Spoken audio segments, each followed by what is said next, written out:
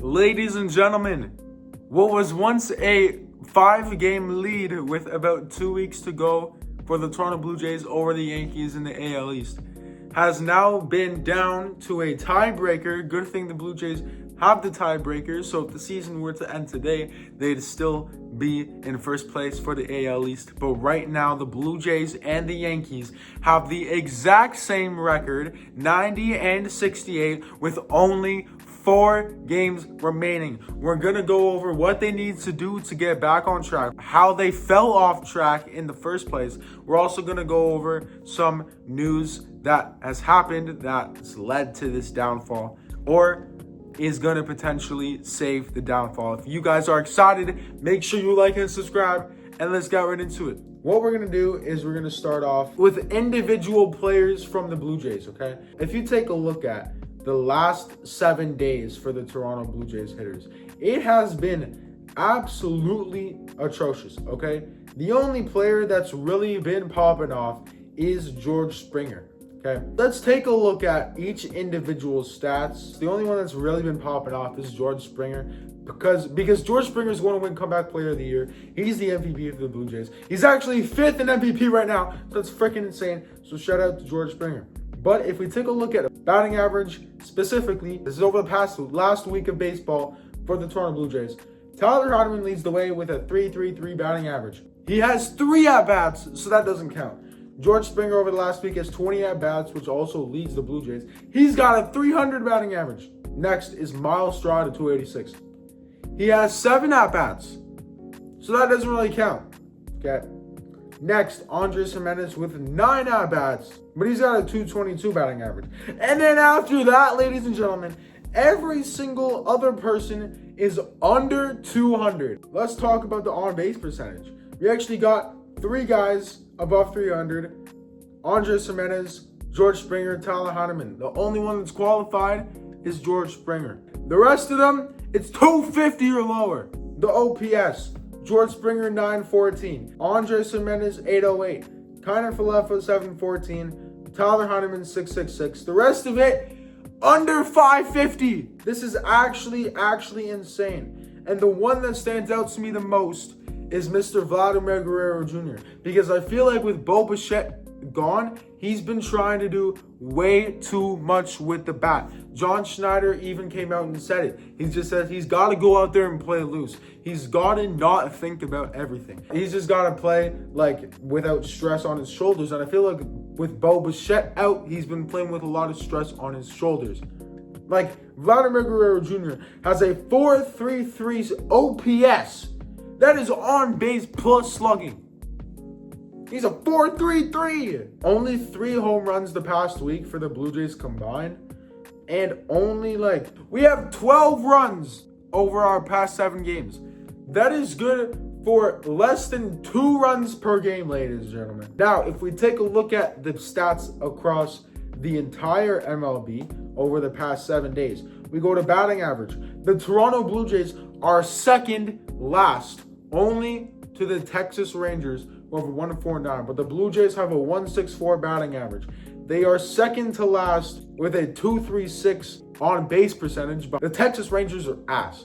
They're pretty much behind the Blue Jays in every category. Slugging, second behind the Rangers at .270, and OPS, you guessed it, second behind the Rangers at a .506. The 3 home runs that we've hit are good for second worst as well. The amount of runs we've scored, let's see. That is good for, you guessed it, second worst. I kind of feel bad talking about how bad the Blue Jays are because, we're 1 game away from getting home field advantage in the playoffs, where we basically have the advantage to win the AL East, and we're certified in the playoffs no matter what happens. The Tigers, I'm sorry if you're a Tigers fan. I'm really sorry. Now that we've gone over how bad that the team has been in the past week, which is the most crucial time to get going, by the way, we're going to talk about some stuff that can potentially help or hurt this Blue Jays team going forward. We're going to start from the beginning of the Boston series. So before the Boston series, we got news that Anthony Santander has been returned from the 60-day injured list Without Santander, we were doing pretty fine, but after this cold streak, people were thinking Santander is going to come back better than ever and help the Blue Jays win. I'm recording this video after the middle game of Toronto and Boston and uploading it after the series finale. He went 0 for 3, I'm pretty sure, in that game, but that's just one game, you know what I'm saying? Most importantly for the playoffs, but if he can get going in these final 4 games as well, that would be freaking phenomenal, okay? Next, the big news was that we DFA'd Alek Manoah. This has nothing to do with this season or the playoffs, but it was really shocking to some people because he had a sub-3 ERA in the starts that he made in AAA and rehab. So it was a shock to some that we let the former Cy Young candidate go away. It was to make room for Anthony Santander to come back on the team because we needed room on the 40-man roster, I believe. And also, Ty France went to the injured list. In the first game of the Boston versus Toronto series, there was a controversial call, and controversial calls are nothing new to Toronto Blue Jays fans or Toronto Blue Jays players over the past few weeks. So, there was that home run call with the Rays against the Blue Jays. That should have been fan interference, and they didn't call fan interference because apparently it would have been home run anyway. Don't talk about that one. There was the one against the Royals, I believe the game that we clinched the playoffs. Dalton Varsho clearly caught a ball. Amazing diving catch. They ruled it no catch, even though it did not hit the ground at any point in time. And then there was this one. Game 1, Boston versus Toronto. George Springer up with the bases loaded in the second inning. There's 2 outs. He's looking to get a spark going because we're already down 1-0, okay? He hits a ball up the left field line. That bounces over the bag. Therefore, it is a fair ball, but the umpire proceeds to call it a foul ball when it was right in front of him, and he had the best view in the entire stadium, and everyone and their mother knew that it was a fair ball except for that umpire. And then after that, a 2-2 count. George Springer still has an opportunity to drive in runs, and then he gets struck out on a ball that was 3 feet off the plate, and he crashed out. I'm surprised that no one got ejected. After the game, John Schneider came out and said it should have been a 2-run double. The Blue Jays would go on to lose by 3, so that was a pretty good call, okay? And then we come to today's game. After we lost the first 2, we lost the first one 4-1, I believe. We lost the second one 7-1. And the third one was going to be a bullpen day. So when Jose Barrios went into the game last night, I'm going to be honest, I was kind of shocked because I just thought Jose Barrios would start and then it'd be like a normal start for Jose Barrios.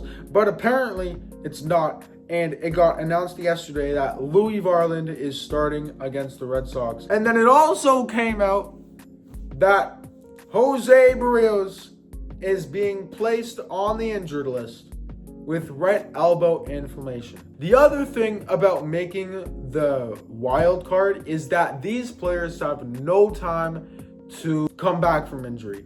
Bo Bichette, Anthony Santander is still getting back to it. Now Jose Barrios, now Chris Bassett. All these players are gonna be without the Blue Jays for the week of the wild card, probably. So that's why it's so important to win the AL East. You have that bye, you have that extra week and a half to get these players good to go. Therefore, they can help you the first round. You get what I mean. Jose Barrios' first career IL stint couldn't have came at a worse time because Max Scherzer's probably going to have to start a playoff game. It's going to be Kevin Gausman, Shane Bieber, Trey Savage, 100%. But then, like, if can Kevin Gausman pitch on 3 days rest? Probably not.